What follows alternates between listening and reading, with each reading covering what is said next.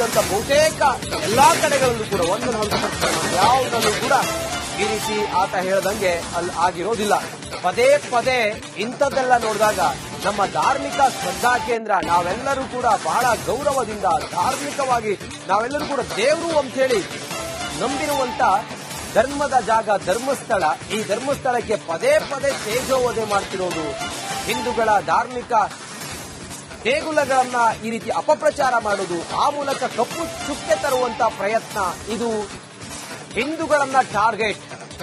ಧರ್ಮಸ್ಥಳದ ಪರ ಈಗ ಭಾರಿ ಜನ ಬೆಂಬಲ ವ್ಯಕ್ತವಾಗ್ತಾ ಇದೆ. ಅಪಪ್ರಚಾರ ಷಡ್ಯಂತ್ರದ ವಿರುದ್ಧ ಇವರೆಲ್ಲರೂ ಸಮರ ಸಾರಿದ್ದಾರೆ.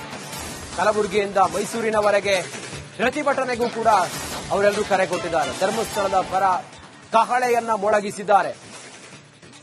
ಧರ್ಮಸ್ಥಳದ ಪರವಾಗಿ ಕಹಳೆಯನ್ನ ಮೊಳಗಿಸಿದ್ದಾರೆ. ಆ ಮೂಲಕ ರಾಜ್ಯದ ಮೂಲೆ ಮೂಲೆಯಲ್ಲಿ ಈ ಮೂಲಕ ಆಕ್ರೋಶ ವ್ಯಕ್ತವಾಗ್ತಾ ಇದೆ.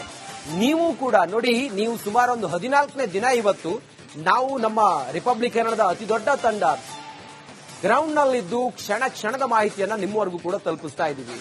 ನೀವು ಇದನ್ನ ಬಹಳ ಸೂಕ್ಷ್ಮವಾಗಿ ಗಮನಿಸ್ತಾ ಇದ್ದೀರಿ. ಮತ್ತೆ ನಿಮಗೆ ಗೊತ್ತಾಗ್ತಾ ಇದೆ ಈಗೀಗ ಆತನ ಒಂದು ಮೂವ್ಮೆಂಟು, ಆತನ ಬಾಡಿ ಲ್ಯಾಂಗ್ವೇಜ್ ನೋಡಿದಾಗ ಗೊತ್ತಾಗ್ತಾ ಇದೆ ಇಲ್ಲೇನೋ ಒಂದು ಷಡ್ಯಂತ್ರ ಇರಬಹುದು ಅಂತ ಹೇಳಿ.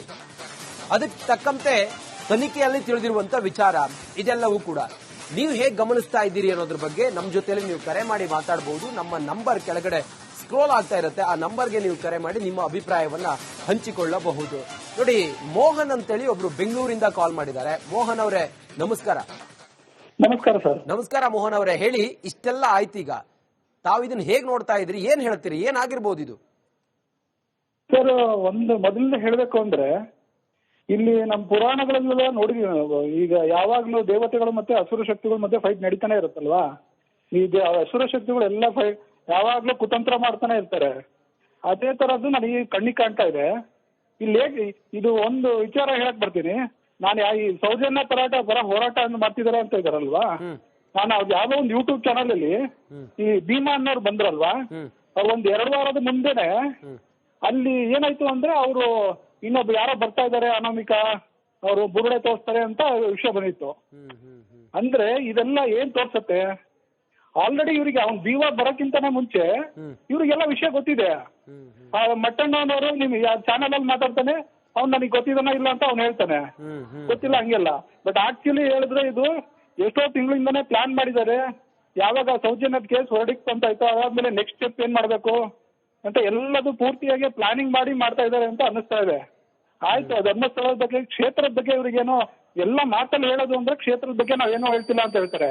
ಬಟ್ ಇವ್ರ ಚಾನಲ್ಗಳು ಯೂಟ್ಯೂಬ್ ಚಾನಲ್ ಎಲ್ಲ ನೋಡಿದ್ರೆ ಅದ್ರಲ್ಲಿ ಬರೀ ಧರ್ಮಸ್ಥಳಕ್ಕೆ ಹೋದ್ರೆ ಅಲ್ಲಿ ಏನೋ ಹುಷಾರಾಗಿರ್ರಿ, ಅಲ್ಲೋದ್ರೆ ಎತ್ತಾಕೊಂಡು ಹೋಗ್ಬಿಡ್ತಾರೆ, ರೇಪ್ ಮಾಡ್ತಾರೆ, ಇದ್ ಮಾಡ್ತಾರೆ, ಹಂಗೆ ಹಿಂಗೆ ಅಂತ ಅಪಪ್ರಚಾರ ಮಾಡ್ಕೊಂಡೇ ಬಂದಿದ್ದಾರೆ.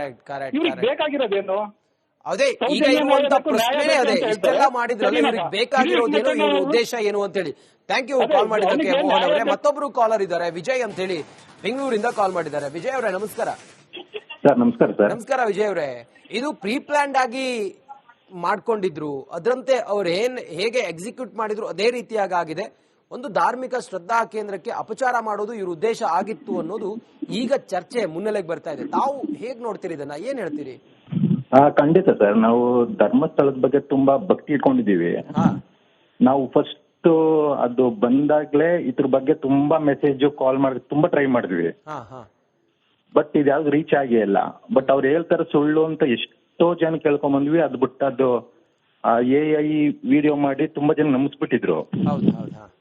ಸೊ ಈಗ ನಮ್ಗೇನ್ ಬೇಕಾಗಿರೋದಂತಂದ್ರೆ, ಈಗ ಅವ್ರಿಗೆ ಫಂಡ್ ಎಲ್ಲಿ ಬಂತು, ಯಾಕೆ ಇಷ್ಟ ಜನ ಯೂಟ್ಯೂಬರ್ಸ್ ಧರ್ಮಸ್ಥಳದ ಅಪೋಸಿಟ್ ಮಾತಾಡಿದ್ರು, ಮಟ್ಟಣ್ಣವ್ರವರು ಇದೇ ಇದೆ ಅಂತೆಲ್ಲ ಹೇಳ್ದಾರಲ್ಲ ಸರ್ ಅವರು.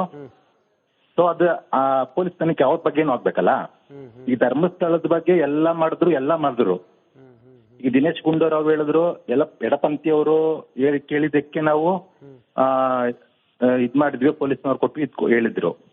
ಸೊ ಈಗ ನಾವು ಎಲ್ಲ ಹೇಳ್ತಿದೀವಿ, ಅವ್ರಿಗೆ ಈ ಮಾಡಿ ಅಲ್ಲ, ಪೊಲೀಸ್ನವ್ರು ಕರ್ಕೊಂಡೋಗಿ ಈ ಫಂಡ್ ಎಲ್ಲಿ ಬಂತು, ಏಕೆ ಈಗ ಮಾಡಿದ್ರು, ಸಮೀರ್ ಅನ್ನೋರು AI ವಿಡಿಯೋ ಮಾಡಿದ್ರು, ಈ ಮುಸ್ಕುದಾರಿ ಅಂತ ಬಂದಿದ್ದಾರೆ, ಅವ್ರು ಹೇಗ್ ಬಂದ್ರು, ಈಗ ಇಬ್ರು ಬಂದಿದ್ದಾರೆ, ಅವ್ರು ಹೇಗ್ ಬಂದ್ರು, ಇಷ್ಟು ವರ್ಷ ಏನ್ ಮಾಡ್ತಿದ್ರು ಅವರೆಲ್ಲ ನೋಡುವ. ಇದು ಮುಂದಿನ ಹಂತದಲ್ಲಿ ತನಿಖೆ ಹೆಂಗ್ ಸಾಗತ್ತೆ ಅಂತ ಹೇಳಿ.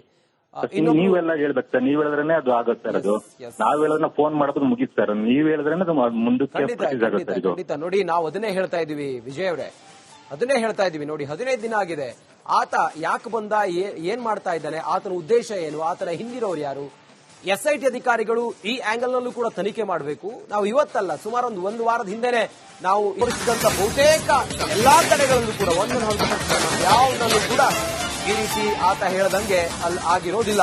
ಪದೇ ಪದೇ ಇಂಥದ್ದೆಲ್ಲ ನೋಡಿದಾಗ ನಮ್ಮ ಧಾರ್ಮಿಕ ಶ್ರದ್ಧಾ ಕೇಂದ್ರ, ನಾವೆಲ್ಲರೂ ಕೂಡ ಬಹಳ ಗೌರವದಿಂದ ಧಾರ್ಮಿಕವಾಗಿ ನಾವೆಲ್ಲರೂ ಕೂಡ ದೇವರು ಅಂತ ಹೇಳಿ ನಂಬಿರುವಂತ ಧರ್ಮದ ಜಾಗ ಧರ್ಮಸ್ಥಳ, ಈ ಧರ್ಮಸ್ಥಳಕ್ಕೆ ಪದೇ ಪದೇ ತೇಜೋವಧೆ ಮಾಡ್ತಿರೋದು, ಹಿಂದೂಗಳ ಧಾರ್ಮಿಕ ದೇಗುಲಗಳನ್ನ ಈ ರೀತಿ ಅಪಪ್ರಚಾರ ಮಾಡೋದು, ಆ ಮೂಲಕ ಕಪ್ಪು ಚುಕ್ಕೆ ತರುವಂತ ಪ್ರಯತ್ನ, ಇದು ಹಿಂದೂಗಳನ್ನ ಟಾರ್ಗೆಟ್. ಧರ್ಮಸ್ಥಳದ ಪರ ಈಗ ಭಾರಿ ಜನ ಬೆಂಬಲ ವ್ಯಕ್ತವಾಗ್ತಾ ಇದೆ. ಅಪಪ್ರಚಾರ ಷಡ್ಯಂತ್ರದ ವಿರುದ್ಧ ಇವರೆಲ್ಲರೂ ಸಮರ ಸಾರಿದ್ದಾರೆ. ಕಲಬುರಗಿಯಿಂದ ಮೈಸೂರಿನವರೆಗೆ ಪ್ರತಿಭಟನೆಗೂ ಕೂಡ ಅವರೆಲ್ಲರೂ ಕರೆ ಕೊಟ್ಟಿದ್ದಾರೆ. ಧರ್ಮಸ್ಥಳದ ಪರ ಕಹಳೆಯನ್ನ ಮೊಳಗಿಸಿದ್ದಾರೆ, ಧರ್ಮಸ್ಥಳದ ಪರವಾಗಿ ಕಹಳೆಯನ್ನ ಮೊಳಗಿಸಿದ್ದಾರೆ. ಆ ಮೂಲಕ ರಾಜ್ಯದ ಮೂಲೆ ಮೂಲೆಯಲ್ಲಿ ಈ ಮೂಲಕ ಆಕ್ರೋಶ ವ್ಯಕ್ತವಾಗ್ತಾ ಇದೆ. ನೀವು ಕೂಡ ನೋಡಿ, ನೀವು ಸುಮಾರು ಒಂದು 14ನೇ ದಿನ ಇವತ್ತು ನಾವು ನಮ್ಮ ರಿಪಬ್ಲಿಕ್ ಕನ್ನಡದ ಅತಿ ದೊಡ್ಡ ತಂಡ ಗ್ರೌಂಡ್ ನಲ್ಲಿದ್ದು ಕ್ಷಣ ಕ್ಷಣದ ಮಾಹಿತಿಯನ್ನ ನಿಮ್ಮವರೆಗೂ ಕೂಡ ತಲುಪಿಸ್ತಾ ಇದ್ದೀವಿ.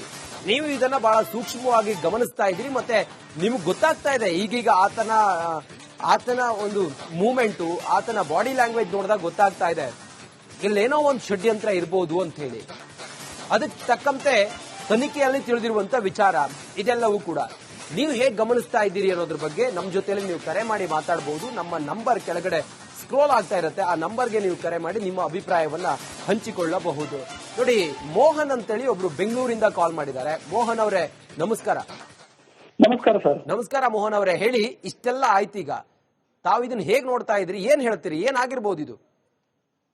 ಸರ್, ಒಂದು ಮೊದಲಿಂದ ಹೇಳಬೇಕು ಅಂದ್ರೆ, ಇಲ್ಲಿ ನಮ್ಮ ಪುರಾಣಗಳೆಲ್ಲ ನೋಡಿ, ಈಗ ಯಾವಾಗ್ಲೂ ದೇವತೆಗಳು ಮತ್ತೆ ಅಸುರ ಶಕ್ತಿಗಳು ಮತ್ತೆ ಫೈಟ್ ನಡೀತಾನೆ ಇರುತ್ತಲ್ವಾ.